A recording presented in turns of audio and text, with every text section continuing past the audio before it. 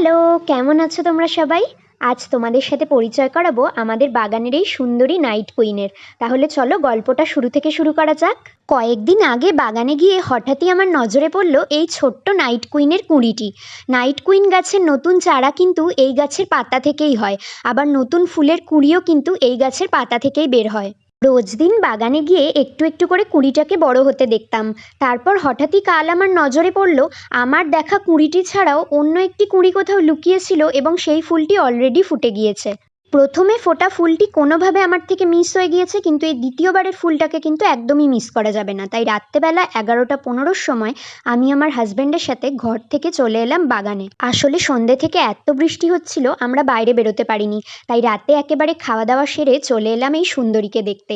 আর অন্ধকারের মধ্যে টর্চ নিয়ে যেই না বাগানে ঢুকেছি, এনার সৌন্দর্যে তো আমি কিছুক্ষণ পুরো মুগ্ধ হয়ে দাঁড়িয়েছিলাম।